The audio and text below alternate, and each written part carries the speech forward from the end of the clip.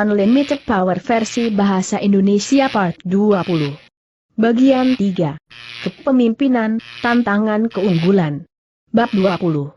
Penciptaan tren, Kekuatan Persuasi. Kita tidak akan dapat mengoperasikan bumi pesawat luar angkasa kita dengan sukses atau lebih lama lagi kecuali kita melihatnya sebagai pesawat ruang angkasa secara keseluruhan dan nasib kita sama. Itu harus semua orang atau siapapun, Buckminster Fuller.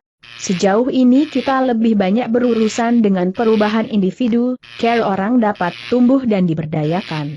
Tetapi salah satu aspek dunia modern yang tidak diragukan lagi adalah jumlah perubahan yang terjadi pada tingkat massa. Ide desa global memiliki lama menjadi klise, tapi itu masih benar. Belum pernah sebelumnya dalam sejarah dunia ada begitu banyak mekanisme yang kuat untuk persuasi kelompok yang besar dan bertahan lama. Itu bisa berarti lebih banyak orang membeli coke, mengenakan jeans Levi's, dan mendengarkan band rock and roll. Ini juga bisa berarti perubahan besar dan positif dalam sikap di seluruh dunia. Itu semua tergantung pada siapa yang melakukannya, membujuk dan mengapa. Dalam bab ini, kita akan melihat perubahan yang terjadi dalam skala massal, melihat bagaimana terjadinya, dan memeriksa apa yang mereka maksud. Kemudian kita akan melihat bagaimana Anda dapat menjadi pembujuk dan apa yang dapat Anda lakukan dengan kemampuan Anda. Kita menganggap dunia kita saat ini dibanjiri rangsangan, tetapi bukan itu yang membedakannya dari zaman dulu. Seorang India yang berjalan melalui hutan lima terus-menerus dihadapkan pada pemandangan, suara, dan bau yang dapat berarti perbedaan antara hidup dan mati, antara makan dan kelaparan. Di sana tidak ada kekurangan rangsangan di dunianya.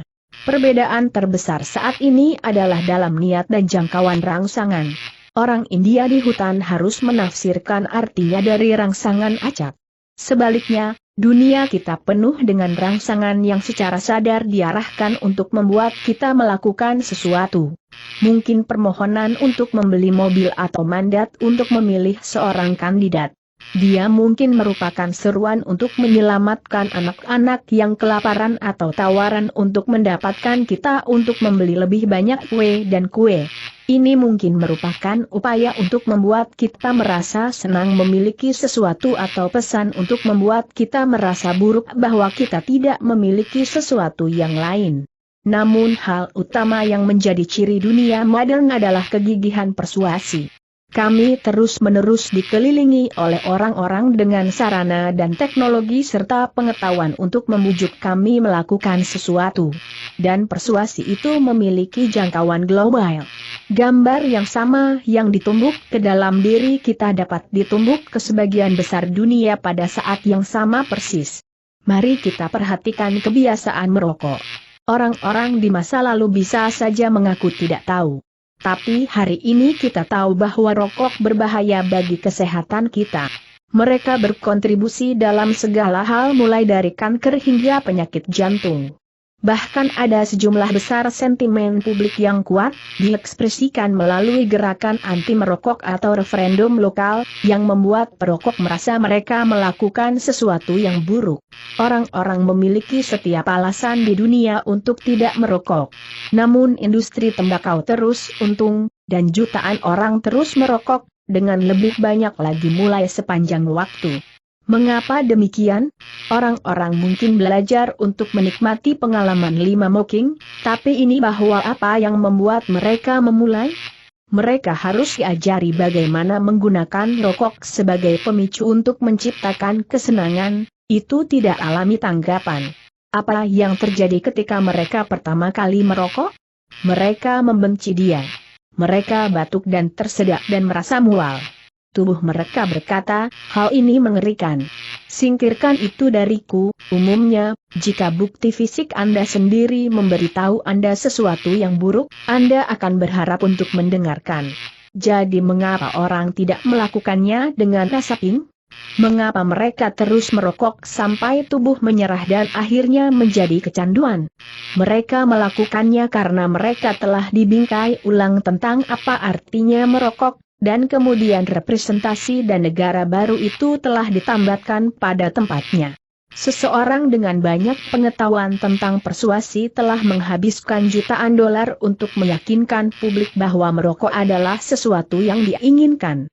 Melalui iklan yang terampil, gambar dan suara yang cerdas digunakan untuk menempatkan kita dalam keadaan perasaan positif, kemudian keadaan yang diinginkan itu diasosiasikan dengan atau dihubungkan dengan produk yang disebut rokok. Melalui pengulangan besar-besaran, gagasan merokok telah dikaitkan dengan berbagai keadaan yang diinginkan. Tidak ada nilai atau konten sosial yang melekat pada selembar kertas yang dililitkan di sekitar daun tembakau kecil. Tapi kami telah dibujuk bahwa merokok itu seksi, atau ramah tamah, atau dewasa, atau maco. Ingin seperti pria Marlboro? Merokok. Ingin menunjukkan bahwa Anda telah datang jauh, sayang?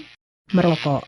Anda telah menempuh perjalanan jauh dengan baik. Jika Anda telah merokok, Anda mungkin telah jauh lebih dekat dengan kemungkinan kanker paru-paru.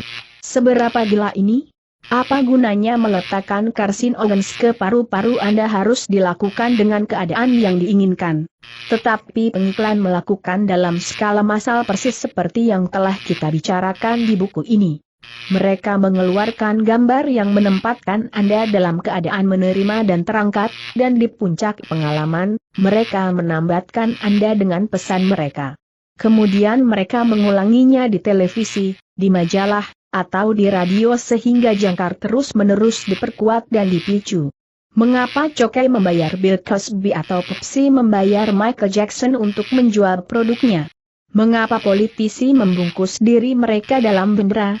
Mengapa Miller diseduh dengan Care Amerika? Mengapa kita mencintai hotdog, bisbol, pie apple, dan Chevrolet? Orang-orang ini dan simbol sudah menjadi jangkar yang kuat dalam budaya, dan pengiklan hanya mentransfer perasaan yang kita miliki untuk ini orang atau simbol untuk produk mereka. Mereka menggunakannya sebagai care untuk membuat kita menerima produk mereka. Mengapa iklan kampanye TV Reagan memainkan simbol beruang di hutan yang tidak menyenangkan? Beruang, yang melambangkan Rusia, adalah jangkar negatif yang kuat yang memperkuat citra perlunya kepemimpinan yang kuat, sesuatu yang Reagan usulkan akan terus ia berikan. Pernahkah Anda melihat beruang di hutan dan merasa mereka suka diemong? Mengapa iklan ini memengaruhi orang dengan care yang tidak menyenangkan? Karena pengaturannya, pencahayaan dan kata-kata serta musiknya digunakan. Anda dapat memecah iklan atau kampanye politik yang efektif dan menemukannya mengikuti kerangka kerja yang tepat yang telah kami siapkan dalam hal ini buku.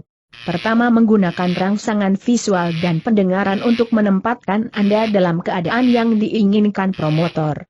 Kemudian ia menambatkan negara Anda ke sebuah produk tindakan atau tindakan yang mereka ingin Anda lakukan. Ini, tentu saja, dilakukan berulang kali sampai sistem saraf Anda secara efektif menghubungkan keadaan dengan produk atau perilaku yang diinginkan. Jika itu iklan yang bagus, itu akan menggunakan gambar dan suara yang menarik dan mempengaruhi ketiga sistem representasi utama, visual, pendengaran, dan kinestetik. TV adalah media yang sangat persuasif karena dapat memanfaatkan ketiganya dengan sebaik-baiknya, dapat memberikan gambar yang indah, dapat menyertakan lagu atau jingle yang menarik, dan dapat memberikan pesan dengan pukulan emosional. Pikirkan iklan paling efektif yang dilakukan untuk soft minum seperti Coke atau bir seperti Miller atau restoran cepat saji seperti McDonald's. Pikirkan iklan jangkau dan sentuh seseorang untuk perusahaan telepon. Apa kesamaan mereka semua adalah campuran fak kuat yang menawarkan pengait untuk semua orang. Tentu saja, ada beberapa iklan yang efektif dalam menghasilkan citra yang berlawanan. Mereka merusak keadaan dengan cara yang sejelas mungkin. Pikirkan iklan anti rokok. Pernahkah Anda melihat yang menunjukkan janin merokok di dalam rahim ibunya? Atau Brooke Shields terlihat bodoh dengan rokok yang keluar dari telinganya? Iklan-iklan tersebut paling efektif ketika berfungsi sebagai pengganggu pola, ketika mereka menghancurkan aura glamor yang telah coba diciptakan orang lain di sekitar produk yang tidak sehat. Di dunia yang penuh dengan pembujuk, Anda bisa menjadi salah satunya, atau Anda bisa menjadi seseorang yang dibujuk. Anda dapat mengarahkan hidup Anda atau diarahkan. Buku ini benar-benar tentang persuasi. Dia menunjukkan kepada Anda bagaimana mengembangkan kekuatan pribadi yang dapat menempatkan Anda terkendali sehingga Anda dapat melakukan persuasi, baik sebagai panutan bagi anak-anak Anda atau sebagai kekuatan yang kuat di tempat kerja. Orang-orang yang berkuasa adalah para pembujuk. Itu rakyat tanpa kekuatan hanya bertindak berdasarkan gambar dan perintah yang diarahkan ke mereka. Kekuatan saat ini adalah kemampuan untuk berkomunikasi dan kemampuan untuk membujuk. Jika Anda seorang pembujuk tanpa kaki, Anda akan satu membujuk seseorang untuk menggendong Anda. Jika Anda tidak punya uang, Anda akan membujuk seseorang untuk meminjamkan Anda. Persuasi mungkin merupakan keterampilan pamungkas untuk menciptakan perubahan. Lagi pula, jika Anda seorang pembujuk yang sendirian di dunia dan tidak ingin menjadi, Anda akan menemukan teman atau kekasih. Jika Anda seorang pembujuk dengan produk yang bagus untuk dijual, Anda akan menemukan seseorang yang akan membelinya. Anda dapat memiliki ide atau produk yang dapat mengubah dunia, tetapi tanpa kekuatan untuk membujuk, Anda tidak punya apa-apa. Mengkomunikasikan apa yang Anda tawarkan adalah inti dari kehidupan. Ini adalah keterampilan paling penting yang Anda bisa mengembangkan. Biarkan saya memberi Anda contoh betapa kuatnya teknologi ini dan seberapa banyak yang dapat Anda lakukan setelah Anda menguasai tekniknya penawaran IP. Ketika saya membuat Neuralink 12 hari pertama saya, Guistic Professionals, saya memutuskan untuk membuat latihan yang benar-benar akan membuat orang menggunakan apa yang telah mereka pelajari. Jadi inilah yang saya lakukan.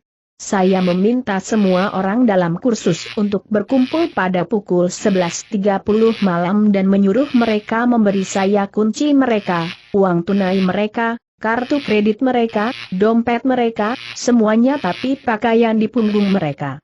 Saya mengatakan kepada mereka bahwa saya ingin membuktikan bahwa untuk berhasil mereka tidak membutuhkan apapun kecuali kekuatan pribadi dan persuasif mereka sendiri kemampuan. Saya mengatakan mereka memiliki keterampilan untuk menemukan dan memenuhi kebutuhan orang, dan mereka tidak membutuhkan uang, status, kendaraan, atau apapun yang diajarkan budaya kepada kita bahwa kita perlu membuat hidup kita seperti yang kita inginkan mereka.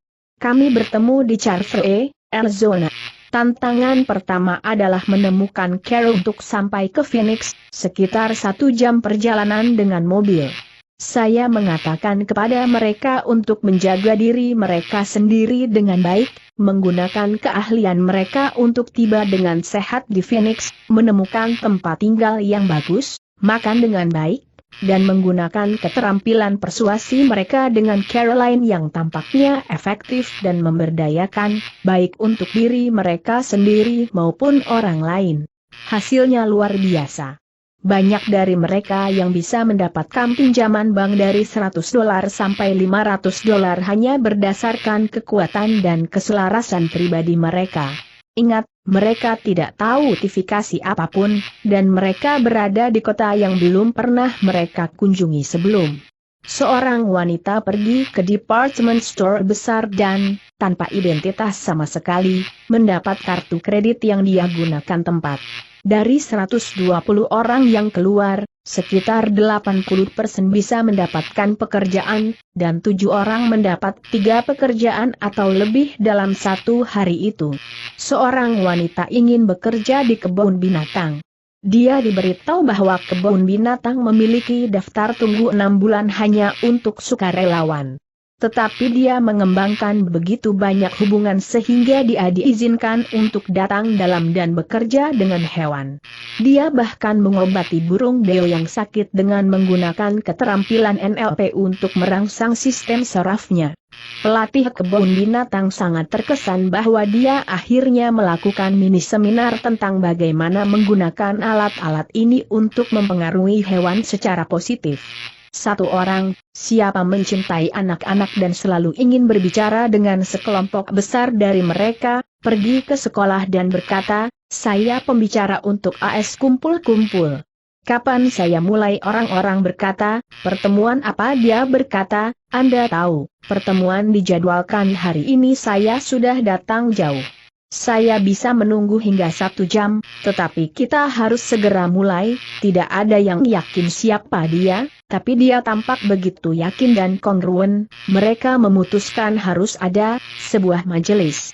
Jadi mereka mengumpulkan anak-anak, dan dia berbicara selama 1,5 jam tentang bagaimana anak-anak dapat membuat hidup mereka lebih baik. Anak-anak dan guru menyukainya. Wanita lain masuk ke toko buku dan mulai membuat grafik otomatis sebuah buku karya penginjil TV Terry Cole Whittaker. Dia tidak terlihat seperti Terry Cole Whittaker, yang fotonya ada di sampulnya.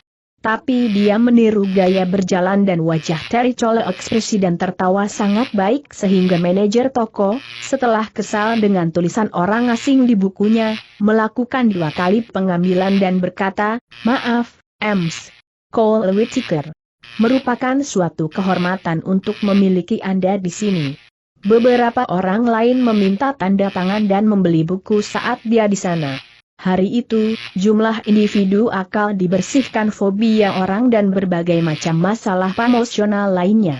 Intinya mantan ini latihannya adalah untuk menunjukkan kepada orang-orang ini bahwa mereka tidak membutuhkan apapun selain perilaku dan keterampilan mereka sendiri yang penuh akal untuk menemukan jalan mereka, tanpa semua sistem pendukung yang biasa, seperti transportasi, uang, reputasi, kontak, kredit, dan sebagainya, dan mayoritas dari mereka memiliki salah satu yang paling kuat dan menyenangkan hari-hari dalam hidup mereka. Mereka semua berteman baik dan membantu ratusan orang. Dalam bab pertama, kita berbicara tentang bagaimana orang memiliki perasaan yang berbeda tentang kekuasaan. Beberapa orang berpikir itu tidak pantas, itu berarti memiliki kendali yang tidak semestinya atas orang lain. Biarkan saya memberitahu Anda, di dunia modern, persuasi bukanlah pilihan. Ini adalah fakta yang selalu ada kehidupan. Seseorang selalu melakukan persuasi orang adalah menghabiskan jutaan dan jutaan dolar untuk mendapatkan pesan mereka keluar dengan kekuatan dan keterampilan pamungkas. Jadi, entah Anda yang membujuk, atau orang lain yang melakukannya. Perbedaan anak-anak kita perilaku mungkin merupakan perbedaan antara siapa yang lebih swadar, Anda dan saya atau pengedar narkoba.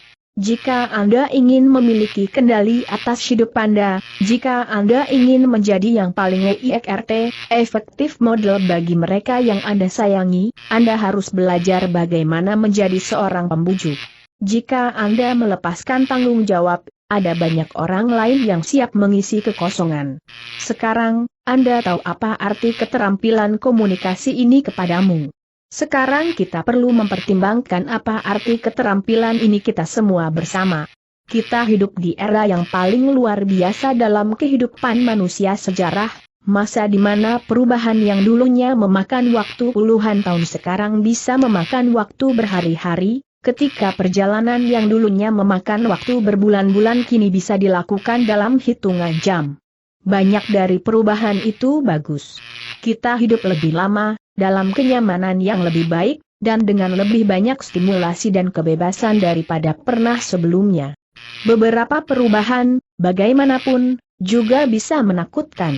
Untuk pertama kalinya dalam sejarah, kita tahu bahwa kita memiliki kemampuan untuk menghancurkan seluruh planet, baik melalui ledakan yang mengerikan atau kematian yang lama dan lambat dari polusi dan keracunan planet dan kita diri.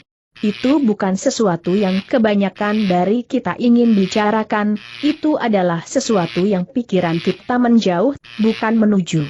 Tapi ini situasi adalah fakta kehidupan. Kabar baiknya adalah bahwa sementara Tuhan atau kecerdasan manusia atau peluang bodoh murni, atau kekuatan atau kombinasi kekuatan apapun yang Anda yakini memengaruhi keberadaan kita saat ini, telah menciptakan masalah-masalah yang menakutkan ini, itu juga telah menciptakan berarti mengubahnya. Saya percaya semua masalah dunia adalah faktor, tetapi saya juga percaya pada sumber yang jauh lebih besar daripada pemahaman saya saat ini. Untuk mengatakan bahwa tidak ada sumber intelijen ligam C yang kita sebut Tuhan adalah seperti mengatakan Webster's Dictionary adalah hasil dari ledakan di pabrik percetakan dan segalanya menyatu dengan sempurna dan seimbang. Suatu hari ketika saya mulai memikirkan semua masalah dunia, saya menjadi sangat bersemangat karena saya melihat hubungan yang sama kirim ke mereka semua. Semua masalah manusia adalah masalah perilaku. Saya harap Anda menggunakan model presisi Anda sekarang dan sedang bertanya, semua begini, jika sumber masalahnya bukan perilaku manusia, biasanya ada perilaku larutan. Misalnya, kejahatan bukanlah masalahnya, itu masalah orang perilaku yang menciptakan hal ini kita sebut kejahatan. Sering kali kita mengambil serangkaian tindakan dan mengubahnya menjadi kata benda seolah-olah itu adalah objek, padahal sebenarnya itu adalah proses. Selama kita mewakili masalah manusia seolah-olah itu adalah benda, aku percaya bahwa kita melemahkan diri kita sendiri dengan mengubahnya menjadi sesuatu yang hal besar dan di luar kendali kita. Tenaga nuklir atau limbah nuklir bukanlah masalah. Bagaimana manusia menggunakan atom dapat menjadi masalah jika tidak ditangani secara efektif. Jika kita sebagai negara memutuskan alat-alat ini bukanlah pendekatan yang paling efektif atau sehat untuk pengembangan dan konsumsi energi, kita dapat mengubah perilaku kita. Perang nuklir bukanlah masalah tersendiri. Jalan manusia berperilaku adalah apa yang menciptakan atau mencegah perang. Kelaparan bukanlah masalah di Afrika. Perilaku manusia adalah masalahnya. Menghancurkan tanah satu sama lain tidak mendukung terciptanya persediaan makanan yang lebih besar. Jika makanan dikirim dari manusia lain semuanya seluruh dunia membusuk di dermaga karena manusia tidak bisa bekerja sama, itu masalah perilaku. Sebaliknya, orang Israel telah melakukannya dengan baik di tengah gurun. Jadi jika kita bisa sepakat, sebagai generalisasi yang berguna, bahwa perilaku manusia adalah sumber masalah manusia atau manusia baru itu perilaku dapat memecahkan sebagian besar masalah lain yang muncul, maka kita bisa menjadi sangat bersemangat karena kita akan memahami bahwa perilaku ini adalah hasil dari keadaan manusia dan merupakan model mereka tentang bagaimana merespons ketika mereka berada dalam keadaan ini. Kita juga tahu bahwa keadaan dari mana perilaku muncul adalah hasil dari representasi internal mereka. Kita tahu, misalnya, bahwa orang telah menghubungkan proses merokok dengan keadaan tertentu. Mereka tidak merokok setiap menit setiap hari, hanya ketika mereka dalam keadaan merokok. Orang tidak makan berlebihan setiap menit setiap hari, hanya ketika mereka berada dalam keadaan yang mereka kaitkan dengan makan berlebihan. Jika Anda secara efektif mengubah asosiasi tersebut atau respons terkait, Anda dapat secara efektif mengubah perilaku orang. Kita sekarang hidup di zaman di mana teknologi diperlukan untuk mengkomunikasikan pesan ke hampir seluruh dunia sudah di tempat dan digunakan. Teknologinya adalah media, radio, televisi, film, dan cetak. Film-film yang kita lihat di New York dan Los Angeles hari ini akan ditayangkan di Paris dan London besok, Beirut dan Managua lusa, dan di seluruh dunia beberapa hari kemudian. Jadi, jika film atau buku atau acara televisi atau bentuk media lainnya mengubah representasi dan keadaan internal orang menjadi lebih baik, mereka juga dapat mengubah dunia menjadi lebih baik. Kami telah melihat betapa efektifnya media untuk menjual produk dan menyebarkan budaya.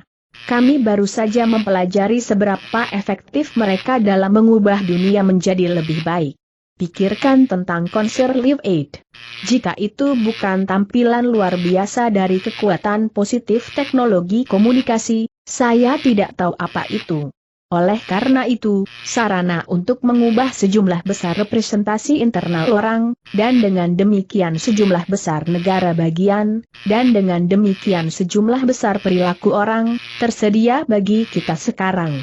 Dengan menggunakan pemahaman kita secara efektif tentang pemicu perilaku manusia dan teknologi masa kini untuk mengkomunikasikan representasi baru ini kepada massa, kita dapat mengubah masa depan dunia kita. Film dokumenter Srorc Sirnig beri 5 contoh yang bagus tentang bagaimana kita dapat mengubah representasi internal orang dan dengan demikian mengubah perilaku mereka dengan menggunakan sumber daya media. Ini adalah film dokumenter dari sebuah program di mana anak-anak yang menghasilkan perilaku destruktif atau nakal dibawa ke penjara, di mana sukarelawan narapidana melanjutkan untuk mengubah representasi internal anak-anak tentang apa arti kejahatan dan pemenjaraan sebenarnya. Anak-anak ini diwawancarai terlebih dahulu. Sebagian besar benar-benar tangguh dan mengatakan bahwa masuk penjara bukanlah masalah besar. Representasi dan keadaan internal mereka secara efektif berubah ketika seorang pembunuh massal mulai memberitahu mereka seperti apa sebenarnya satu ia di penjara, menghubungkan detailnya dengan intensitas yang akan mengubah fisiologi siapapun. Takut lurus adalah harus melihat. Tindak lanjut dari program ini ternyata sangat efektif dalam mengubah perilaku anak-anak ini. Televisi kemudian mampu membawa pengalaman yang sama ke sejumlah besar anak-anak dan orang dewasa, secara bersamaan mengubah banyak pikiran dan perilaku orang. Kita dapat mengubah sejumlah besar perilaku manusia jika kita dapat membuat representasi efektif yang menarik bagi orang-orang di semua sistem representasi utama dan jika kita membingkai hal-hal dengan cara yang menarik bagi semua meta program utama. Ketika kita mengubah perilaku massa, kita mengubah arah sejarah.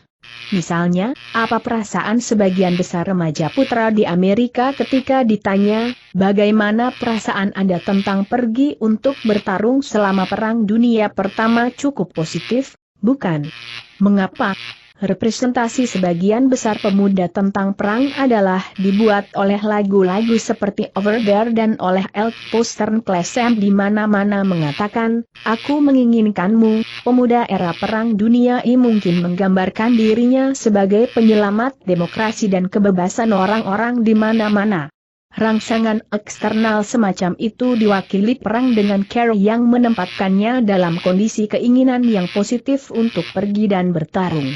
Dia menawarkan diri. Sebaliknya, apa yang terjadi ketika Perang Vietnam meledak? Apa perasaan sebagian besar remaja putra tentang pergi dan bertarung di sana? Sangat berbeda, bukan dia? Mengapa? Karena ada serangkaian rangsangan eksternal yang berbeda ditawarkan kepada sejumlah besar individu setiap malam melalui teknologi baru ini disebut berita malam. Itu mengubah representasi internal mereka setiap hari. Orang-orang mulai mewakili perang sebagai sesuatu yang sangat berbeda dari sebelumnya.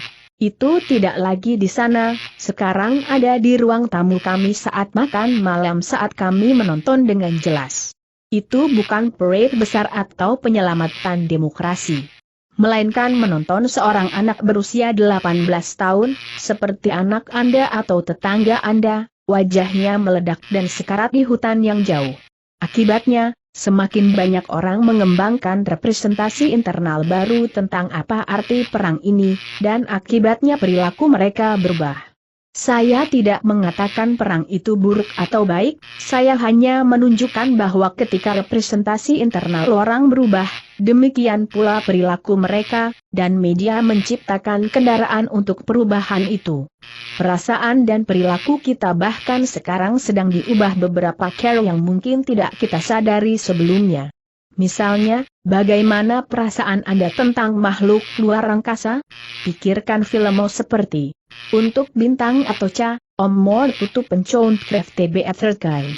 Kami menggunakan untuk memikirkan alien sebagai monster lengket mengerikan yang akan datang dan memakan wajah Anda, menelan rumah Anda, dan memuntahkan ibu. Sekarang kita menganggap mereka sebagai makhluk yang bersembunyi di dalam tubuh anak laki-laki lemari dan naik sepeda dengan anak-anak Anda sampai mereka harus pulang, atau sebagai orang yang meminjamkan kakek Anda kolam renang mereka untuk mendinginkan pada hari yang panas.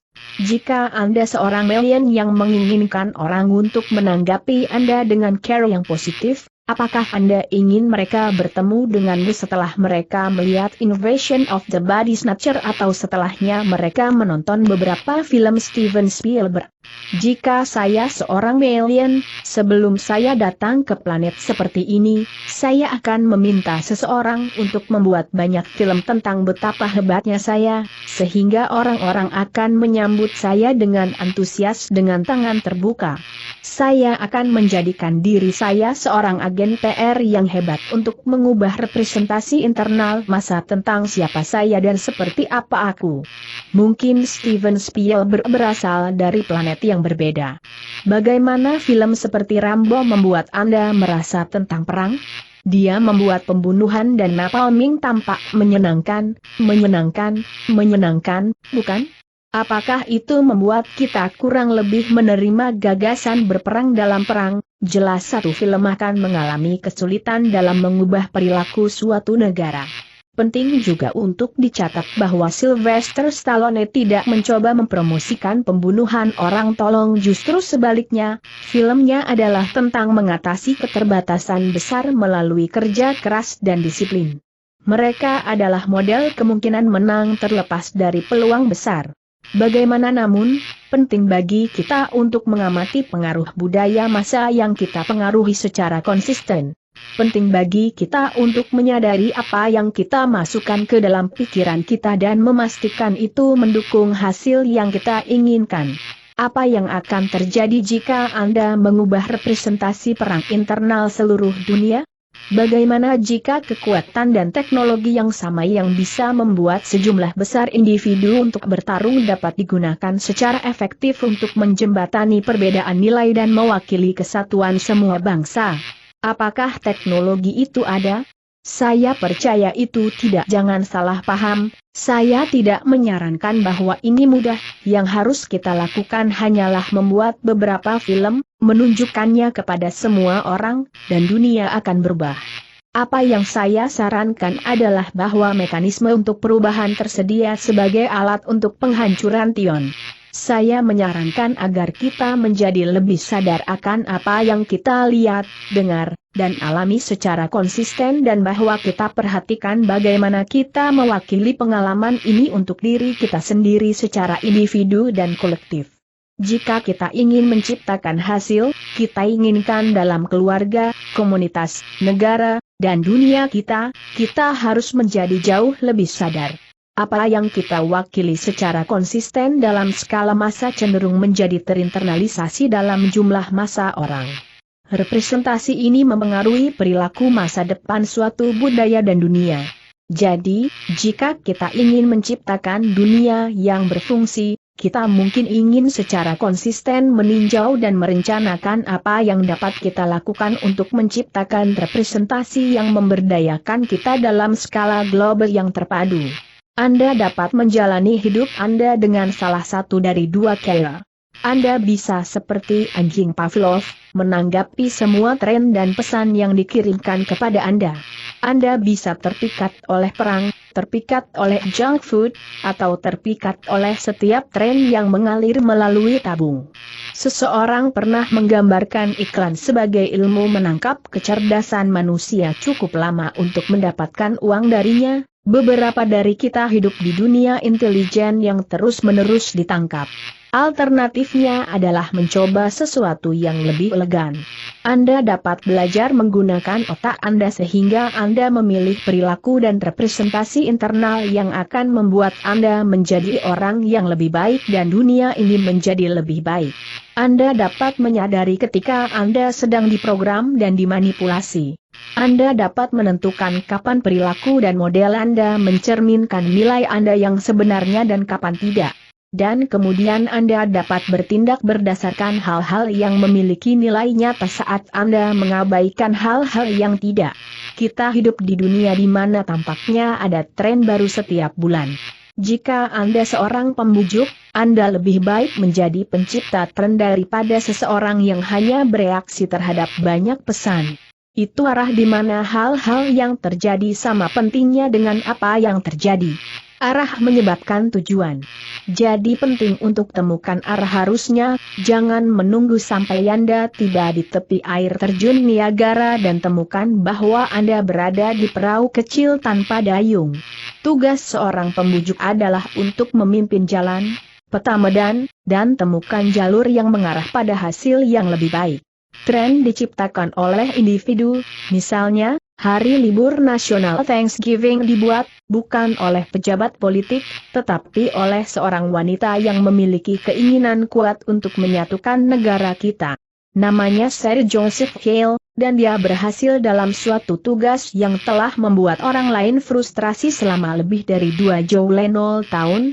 Banyak orang memiliki anggapan yang salah bahwa perayaan Thanksgiving Day telah menjadi tradisi Amerika sejak para peziarah pertama kali mengucap syukur pada Oktober 1621, tetapi ini tidak benar. Untuk tahun setelah itu, tidak ada Thanksgiving yang teratur atau terpadu perayaan diadakan di koloni. Perang kemerdekaan melahirkan kemenangan yang dirayakan oleh seluruh negeri untuk pertama kalinya. Dan tetap saja tradisi itu tidak ditegakkan. Thanksgiving ketiga diadakan setelah penyusunan konstitusi, saat Presiden George Washington diproklamirkan 26 November 1789, Hari Syukur Nasional. Namun, ini juga gagal menjadi peristiwa yang berulang. Kemudian, pada tahun 1827, datanglah Sir Joseph Hale, seorang wanita dengan cukup komitmen dan ketekunan untuk mewujudkan semuanya. Itu ibu dari 5 anak ini memilih untuk menghidupi dirinya dan keluarga dengan menjadi penulis profesional pada saat dalam sejarah kita ketika beberapa wanita diketahui berhasil dalam profesi ini. Sebagai editor majalah wanita, dia membantu menjadikannya jurusan berkala nasional dengan oplah 150.000. Dia dikenal untuk kampanye editorialnya atas nama Perguruan Tinggi Wanita, gratis taman bermain umum, dan tempat penitipan anak. Dan dia menulis para perawateri sajak Mary Had a Little Lamb, namun, penyebab terpenting dalam hidupnya adalah menciptakan Hari Thanksgiving Nasional yang permanen.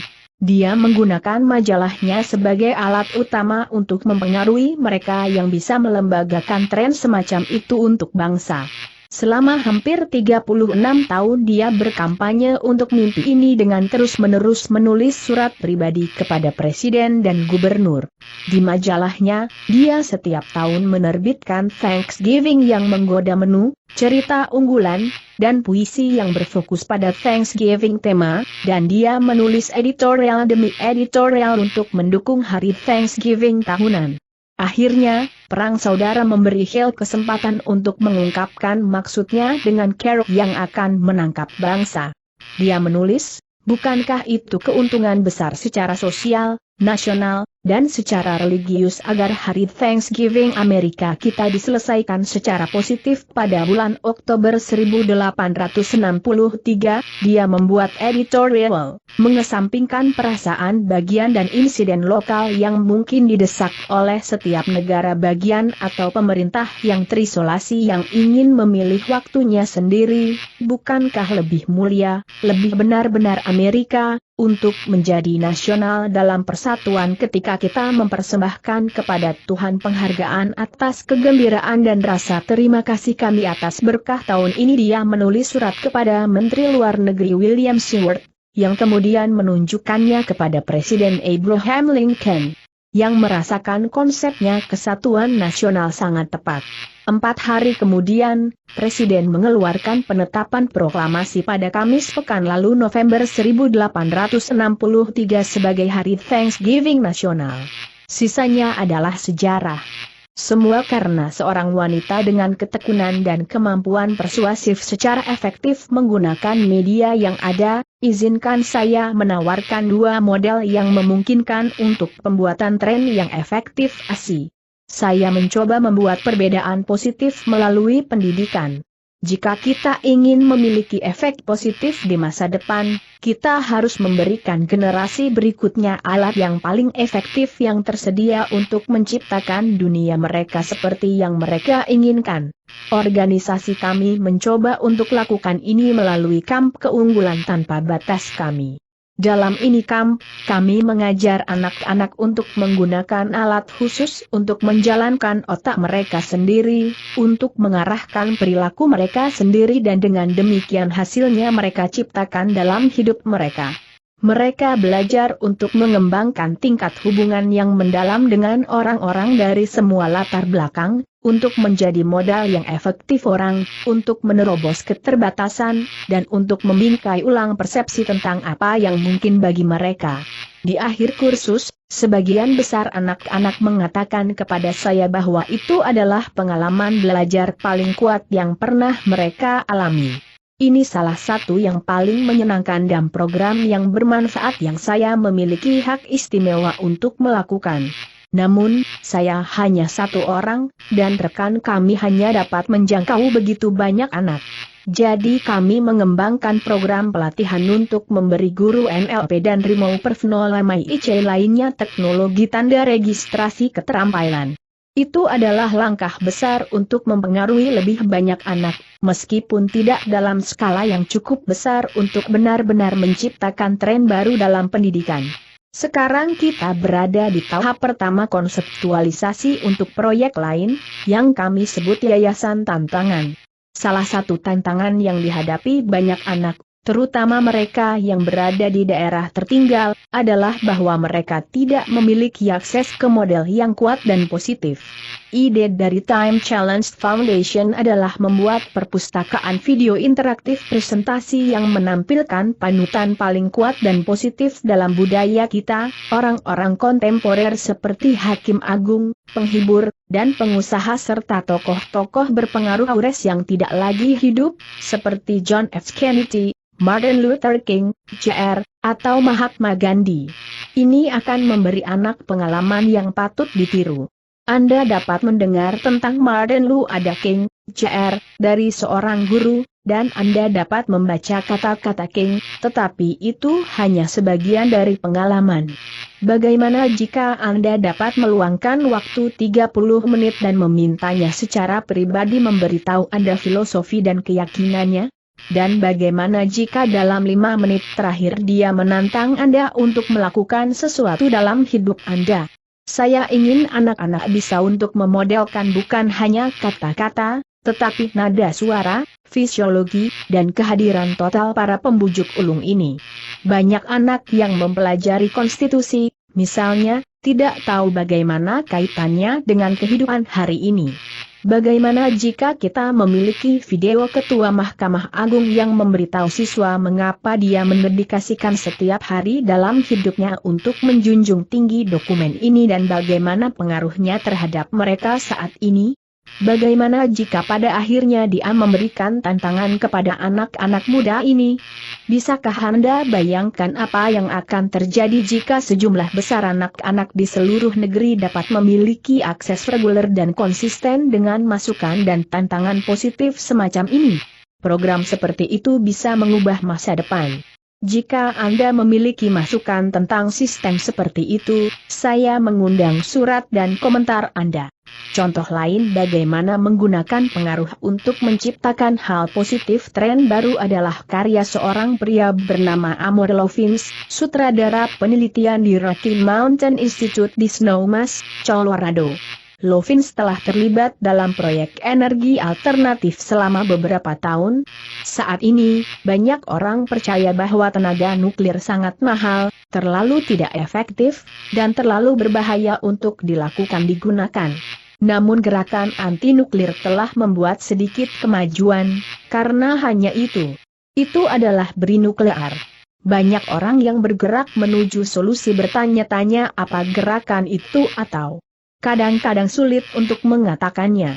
Tapi Lovins telah mampu memiliki yang sangat besar sukses dengan perusahaan energi dengan menjadi pembujuk yang terampil daripada sekadar pemrotes. Alih-alih menyerang tenaga nuklir perusahaan, Lovins memberikan alternatif yang lebih itabel karena tidak membutuhkan pabrik besar dengan biaya yang bisa melebihi anggaran miliaran. Lovins suka mempraktikkan apa yang dia sebut politik Aikido, ini menggunakan prinsip yang sama dengan kerangka kesepakatan untuk mengarahkan perilaku dalam cara yang meminimalkan konflik. Dalam satu kasus, dia diminta untuk bersaksi pada sidang tarif untuk utilitas yang merencanakan pembangunan baru yang besar-besaran pabrik nuklir.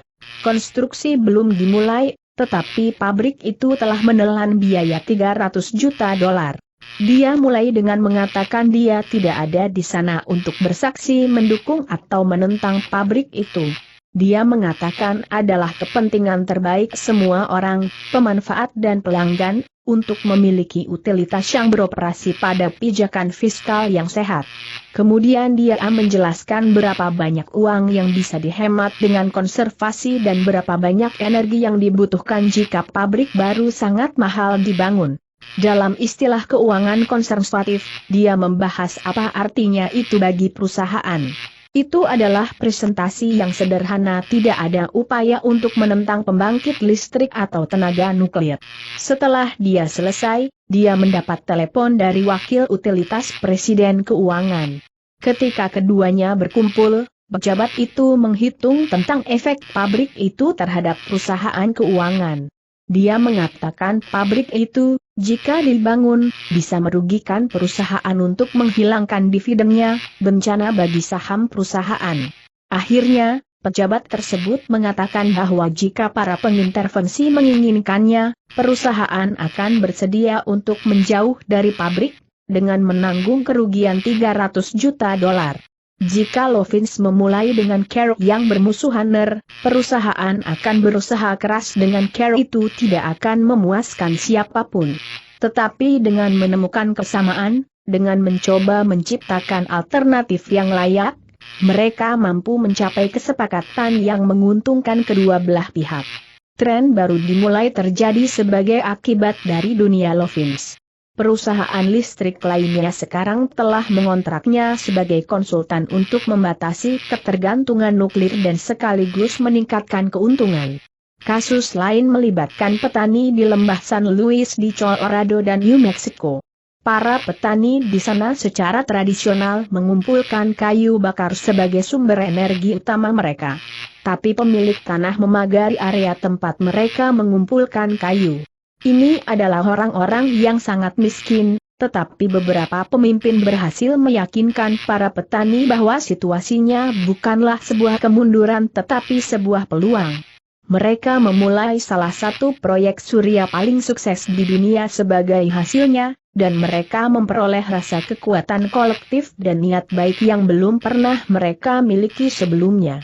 Lovins mengutip kasus serupa di Osage, Iowa, di mana koperasi utilitas lokal kecil memutuskan bahwa mereka tidak menggunakan dayanya secara efisien. Hasilnya adalah desakan untuk rumah yang tahan cuaca dan hemat bahan bakar, sebuah upaya yang sangat sukses sehingga perusahaan tersebut mampu melunasi utangnya.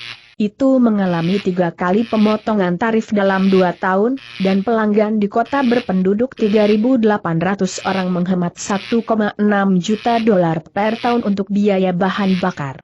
2 hal terjadi dalam kedua kasus ini. Orang-orang dapat saling menguntungkan dengan menemukan kerangka menang-menang yang membantu mereka semua.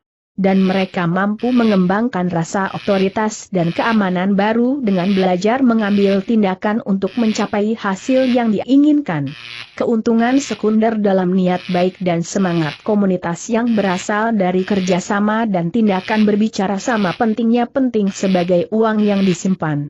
Ini adalah jenis tren positif yang dapat diciptakan oleh beberapa pembujuk yang berkomitmen. Ada pepatah di dunia komputer, gigo, garbage masuk, sampah keluar. Ini berarti bahwa kualitas yang Anda dapatkan dari suatu sistem sepenuhnya bergantung pada apa yang Anda masukkan ke dalamnya. Jika Anda memasukkan informasi yang buruk, salah, atau tidak lengkap, Anda akan mendapatkan hasil yang sama. Banyak orang dalam budaya kita saat ini memberikan sedikit atau bahkan tidak sama sekali memikirkan kualitas informasi dan pengalaman yang dimasukkan setiap hari. Menurut statistik terbaru, rata-rata orang Amerika menonton televisi 7 jam sehari.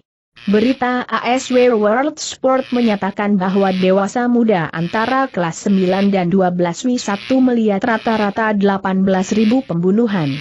Mereka akan menonton 22.000 jam menonton televisi, lebih dari 2 kali waktu yang dihabiskan di kelas selama 12 tahun sekolah.